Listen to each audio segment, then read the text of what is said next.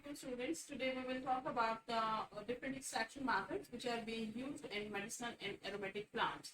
As we know that medicinal plants, they are considered as the rich biosources, and rich biosources means that they have different types of the essential oils and the active compounds which have the different type of the utility in the industry, like they are used in the modern medicine, similarly the traditional Medicare, and also they have the greatest utility of the application in the food industry, in the nutraceuticals, and similarly in the agriculture in the form of the use of the insecticide or the pesticide. So the question that comes into mind that how to get or how to recover these essential oils or the bioactive compounds from the medicinal plants. So the method which is being used are the technique we say that is known as the extraction. So extraction is basically to remove these bioactive compounds from the plant parts with the help of heating and by use of the different types of the solvent. And these solvents basically they help to degrade or to overcome the chlorophyll contents and easy recovery of these chemical compounds or the bioactive compounds from the plant parts. And the other we see that the different types of the techniques which are used to recover these bioactive compounds, and you can find more than 12 different techniques. And like if I quote a few examples, those are the decoction, similarly then the percolation, infusion, digestion, and then the recovery that is possible through the with the help of the water or the steam, by passing the steam, and those by using the soft apparatus that is possible. The other thing which is also very important, that is when to extract any compound, that entirely depends firstly on the choice of the solvent, then similarly the temperature, then the sample collection, like sample in the sense of by using the alien parts like the leaves, then the flowers, then or any other part which exhibit the different medicinal uses or the purposes and having some sort of the we can say the perfume, like when we talk about the aromatic plants. So and then of course the length of the extraction time or the duration, that is also very important, because some plants they may take the plant material that may take a few minutes to few hours as well as, and the measure or the main important thing is also to reduce the moisture level up to the minimum level that is required for the extraction of these bioactive compounds. Similarly, then the choice of the solvent, that is also very important to have the different types of the extraction, because for example the fatty acids in the tannins and phenolic compounds, so they entirely those are dependent on the different types of the solvents, and these solvents basically they help to recover those particular, we can say, the compounds. And in this way, the extraction method, which is most economically used in the laboratories, are even nowadays at the commercial level, that takes a little lower time as well as economical, and it is through the help of by using the soft apparatus. So today I will also talk about the different parts, their importance, and then how to assemble the soft apparatus.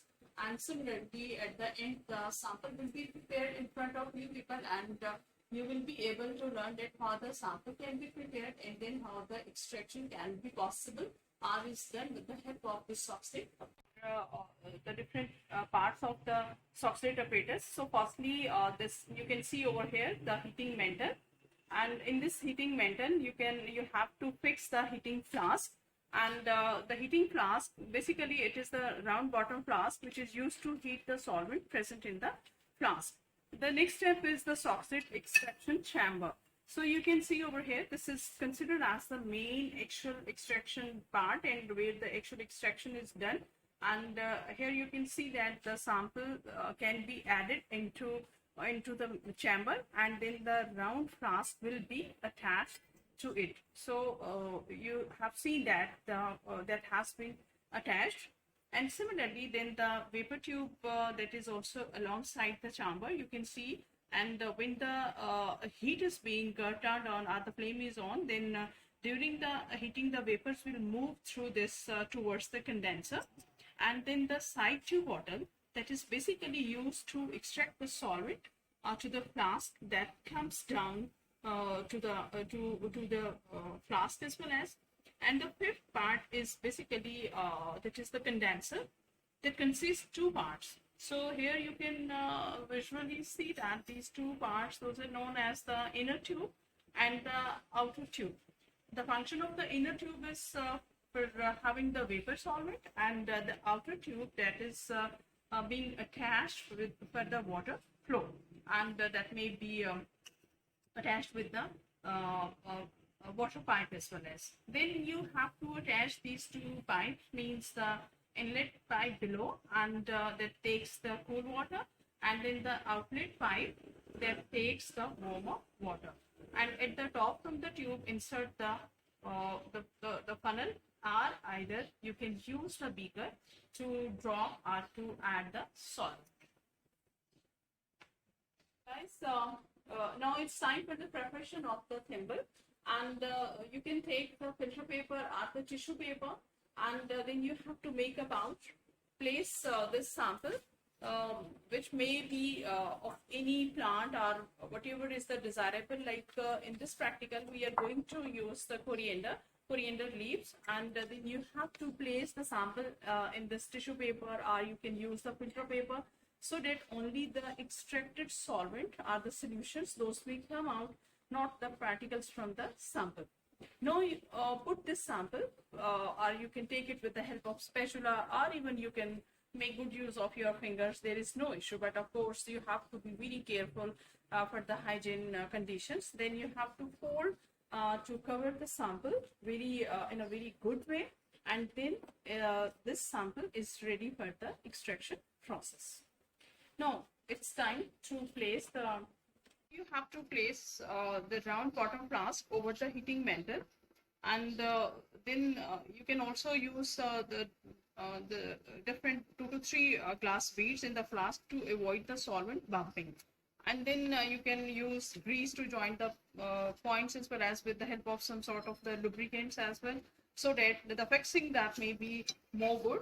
And then you have to fit the chamber on the round bottom flask, and also you can little tight up the screws if it has, otherwise it's okay with the help of the lubricant, that will be okay. Then place the condenser on the chamber, and the inlet rubber pipe, and inlet the rubber pipe at the lower point, and on the other side of it the water source. And of course you have to place the sample, coriander leaf sample, into this one, and in other we can say the top of the condenser that may have the hot water. And you can see very easily that now the apparatus assembly has been completed, and your sample is basically ready for the extraction of bioactive compounds.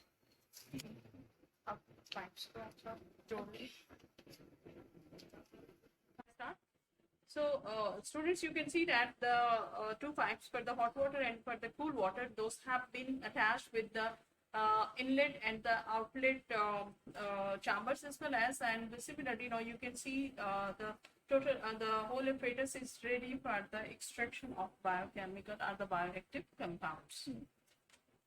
Ma'am इसको मैंने हाँ, have to open the water source, fill the chamber with the hot water, and this hot water will go from the outlet pipe.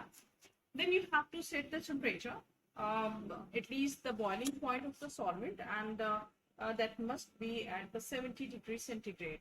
After boiling, gradually it will decrease the temperature, and of course the vapors will rise through the side tube to the condenser, and they will come back to the sample. Then the extracted solvent containing the extracted material returns back through the side tube to the round flask, and this cycle will be repeated until the full extraction or the full recovery of the compound that is being taken, and afterward then it can be then the sample can be collected into and can be made, and then further it can be at the hub. And if you have any kind of query or having any confusion, then you can ask me later on.